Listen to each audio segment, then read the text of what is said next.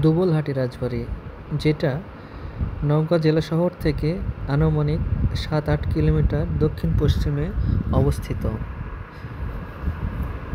এই রাজবাড়িটি নির্মাণ করেন রাজা হরনাথ রায়চৌধুরী এবং পরবর্তীতে বাড়িটির ব্যাপক উন্নয়ন সাধন হয়। আনুমানিক ২০০ বছরেরও অধিক সময় তৈরি বাড়ি। ২০০ বছরের পুরাতন এই বাড়ি হতে আবাসিক কাজে ব্যবহার হতো এবং বিভিন্ন রাজকার্য পরিচালনা হতো। জমিদার এই অঞ্চল থেকে সিলেট, দিনাজপুর, পাবনা, বগুড়া, রংপুর ও ভারতের কিছু অংশ পরিচালনা করতেন। ৫ একরেরও বেশি জায়গা ধরে এই মেন প্রাসাদ। এই প্রাসাদের পাশে ছিল দিঘি, মন্দির, স্কুল, বিভিন্ন দাতব্য চিকিৎসালয় সহ ১৬ চাকার রথ সহ বিভিন্ন স্থাপনা এই প্রাসাদের আশপাশে অবস্থিত ছিল।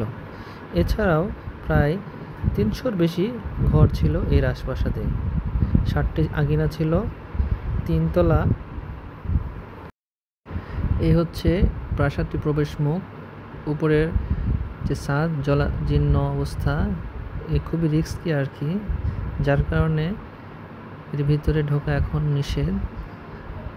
আগে হয়তো বা পর্যটন কেন্দ্র ছিল, কিন্তু এখন এটা স্টপ। এই জায়গাগুলোতে সৈন্যরা পাহারা দিত। এটা হচ্ছে সাইডের ওয়াল, আর মাঝখানে যে দেখতেছেন এটা হচ্ছে মেন ভবন, এখানে বসবাস করা হতো। এটা হচ্ছে গেট, আর এটা হচ্ছে এটাও মেন গেটের সামনে সৈন্যদের প্রতিরক্ষার জায়গা। এটা হচ্ছে জমিদারদের প্রধান বাসভবন। এইখানে জমিদাররা বসবাস করতেন, আর এর চারপাশে সৈন্যদের প্রতিরক্ষার জন্য ব্যবস্থা করে রেখেছিল। এই তো এগুলো হচ্ছে মেন বাসভবন।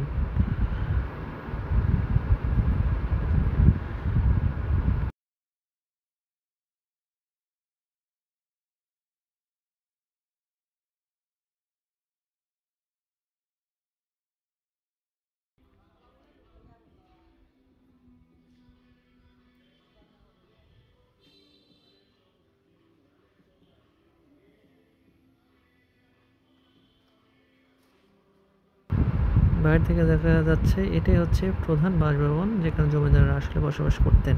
আর চারিদিকে দেখেন প্রোটেক্ট করার জন্য কতগুলো সৈন্যের ঘর ছিল আর কি। এগুলো হচ্ছে সৈন্যদের ঘর। এটা হচ্ছে ছাদে ওঠার জন্য সিঁড়ি। এটা অনেক ভয়ঙ্কর একটা জায়গা আর কি। একে তো অনেক পুরনো, তার ভিতর জায়গা অনেক কম। দেখেন আমি ভিতরে যাই কিভাবে। কিছু ছেলে মেয়ে বের হয়ে আসতেছে, আমি আসলে এরা বের হলে আমি ভিতরে ঢুকতে পারবো।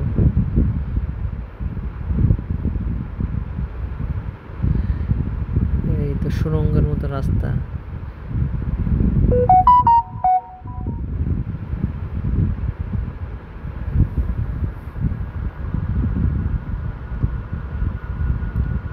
এইটা ৩ তলা পর্যন্ত বিস্তৃত।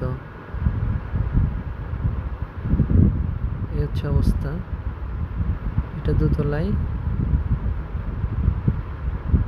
আর উপরে এটা আছে যেটা ৩ তলা পর্যন্ত যাওয়া যেত।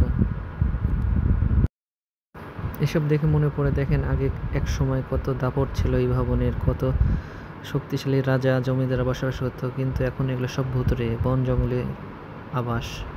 আসলে কোনো কিছু স্থায়ী নয়, যে অন্যায় করবে তার ধ্বংস স্থায়ী। এক সময় তার বংশধর সহ একবারে ধ্বংস করে দেন আল্লাহ। তো এখান থেকে শিক্ষা নেওয়ার বিষয় আছে আর কি। আমরা কখনো অহংকারী বা কারো ক্ষতি করব না, এই জিনিসটা মাথায় খেয়াল রাখবো। ধন্যবাদ।